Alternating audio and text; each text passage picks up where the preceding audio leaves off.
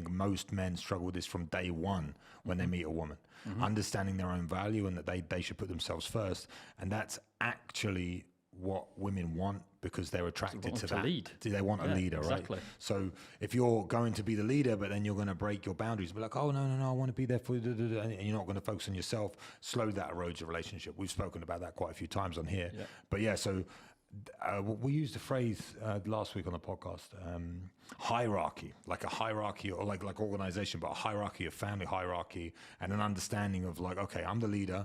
That means I have to provide X, Y, and Z. So the boundaries are this, and this. And it's difficult, I think. What we were talking about was having kids, because once you have kids, the whole dynamic shifts within your relationship, and you have to like kind of balance it back out. But then if you're confident enough as a man and you're used to setting these boundaries, if you're a weak man to start with and you're kind of struggling, and then your wife has a baby and you're in that position of weakness, gonna amplify your problems. You can't say no. I've got to go to the gym, because if I go to the gym, I'm a better father, a better husband, or whatever it is. You struggle to say that because you're from a position of weakness. So I think that is easy if you have it set up from the beginning. But I imagine some of you're talking about your clients, they're gonna. How do they get over that? Like if they're in a position of weakness where they haven't been setting boundaries and they haven't been saying this is X, Y, and Z, I have to do this because this is the result, and they've been forward with their wives or girlfriends. Because it comes back to a confidence issue as well. So like when you think of confidence, and this is a Hormozy state, it's about having an undeniable stack of evidence that you are who you say you are, right? Small micro wins accumulate, you become more confident. And it's like guys will come to me, and I always say this to guys who are wanting to get in shape. They're like, oh, Andy, I want a six-pack. I've never had one. I'm like, cool. But why do you really want a six-pack? Like, they're like, what do you mean? I'm like, why the fuck do you want a six-pack? Because you'll get there and then realise that's not what it is. And they're like, oh, yeah, I want to meet a bird. And I'm like, okay, why are you struggling to meet a bird? Because you don't put your needs first. You don't step up. You're not emulating confidence. It's all these things. And going back to like the getting in shape question, I think it comes down to guys being able to have almost like that longer term vision of where they're wanting to be at in the relationship as well. So going back to what you said about like the family thing, it's not, being a leader isn't about being a dictator, but it's about having the confidence to communicate and saying, look, this is what needs to happen, and having a shared vision.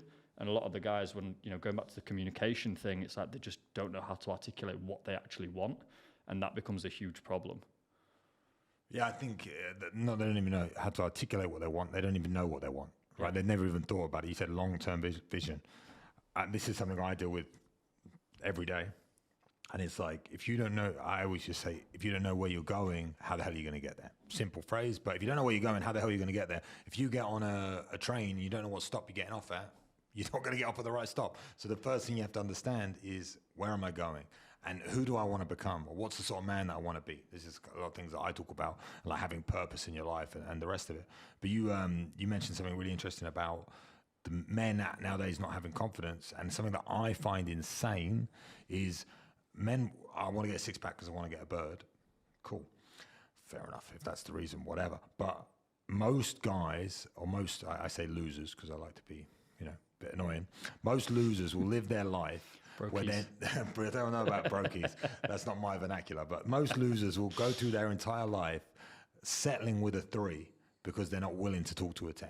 Right. So the fact that they're not even willing to make the leap, to have the conversation, to approach the girl, they're not even confident enough to do that. They will settle for a 3 and live their life unhappy and miserable. Comfort zones, isn't it? Because they're in their comfort zone and they don't even want to step outside it. So the people that don't want to step outside the comfort zone, they are, rather than the fear of stepping outside the comfort zone and dealing with an uncomfortable situation, they'll be in a shitty, comfortable situation, and they'll do that for the rest of their life. 2 types of discomfort. Which one's going to get you a result? You're going to be in discomfort anyway. You might as well get a result out of it. You said, what did you say? You're either running away from... Either running away from pain or you're moving towards pleasure. So then there's a huge difference. It's like, say you're a fat kid, right? And that's really kind of brash saying it like that, but you're a fat kid, you're bullied all your life, and you've very much attached your identity to being that person because you've been told that you are that person all your life, right? And you live in that every day. And then you've got someone who's actually driven by positive motivation, which is pleasure. I want to move towards building a business or building a really successful family or whatever it is. It's like the guys that are in a lot of pain, that I often find the ones who are in more pain usually get a better result when they're given the structure and the tools and the roadmap to do it, because it's more uncomfortable than not achieving something that's just a bit of pleasure. And I think a lot of guys, that's why I ask them a bit on a, scratch beneath the surface when they're like, I want to get abs. I'm like, okay, but is there any pain here we can use? Because it's like, I feel like it's more fuel to the fire than just being like, I want a nice car because it's going to be cool. Do you know what I mean? I think moving towards pleasure is actually probably the worst thing you can do with your life, because it's hollow. It's hollow, unfulfilling, and it doesn't help you in any way. So anyone who's motivated by pleasure, they use the word pleasure, I think they are kind of like, you know better than me, they're probably the guys that go through cycles, right? That maybe they get in shape, but then they're out of shape, then they get in shape, then they're out of shape, because they're pursuing the pleasure, and they get the pleasure, and they're like, I want some more. I need some more. I need some more. I need some more. And it's like an endless pit of despair, because pleasure doesn't fulfill your life or make you feel any better, right? So I find that if you're moving away from pain, I think pleasure and pain are both motivators, but I think if you're looking for fulfillment, what's the word that I'm looking for? Purpose. Yeah. If you're looking for purpose in your life, once you find purpose, then it's easy to make all these changes, right? It's easy to do. You don't need pleasure, you don't need pain, you just need purpose. Once you have purpose, you are willing to pay the price or the sacrifice for all of these things to get to where you want to be. But again, it's about knowing where you want to go, right? Yeah, I use my own discomfort and pains, like as a teenager in my early 20s with my clients all the time, like fully transparent about it, taking drugs, going out, alcohol, not being happy because I lacked purpose. And I think I said this to you before a while back, around guys engage in self-destructive habits for one of two reasons. It's either exploration or escapism. And like, there's a huge difference again. It's like the pain versus pleasure. Usually guys that are struggling to get in shape, they're like escaping their reality because it's not fulfilling. They've not got that purpose. And it's like, yeah, I'm not knocking guys who go out and have a drink, because I've been there and done it. I went out on Sunday, to play a padre, had a great time, got a bit messy, whatever. But it's like the position that I was doing that for was with my friend's birthday, spending quality time with my friends, like going having a laugh, versus being, I'm stressed out of my mind because of my business Monday to Friday, and I'm just trying to escape the reality of the weekend. And I think even bringing that to a lot of guys' attention, especially at like 35, when they're in the position of whether they're trying to get in shape again, if they're trying to build an online business, there's that subconscious, unspoken pressure that they should have all their shit together. It's like, okay, well, let's just break it down into where you're actually at. Again, personally, physically, professionally, like, what's the real bottleneck here for you? Because getting abs is a really simple process. Eating calorie deficit, moving more, controlling your nutrition, recover, whatever.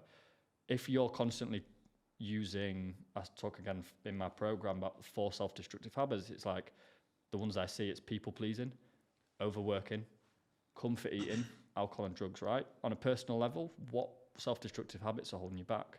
Why can't you seem to maintain a deficit to lose weight and get abs?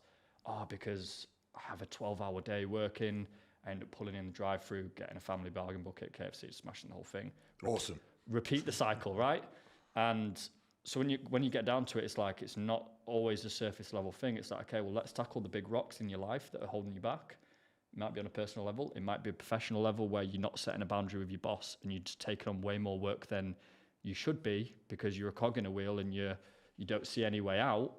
It could be all these different things. So it's like, some coaches will look at the content I put out there and be like, it's a bit woo-woo, but really it's just actually helping men take control of their lives, becoming independent, becoming a leader, and actually taking responsibility of those 3 areas. Because when you actually start doing that, going back to what you said, purpose, having the vision, you see what you're working towards, whether that means you're going to be escaping pain and working towards pleasure. Suddenly you've got that purpose, you've got that vision, you've got that clarity, and your life becomes exciting again.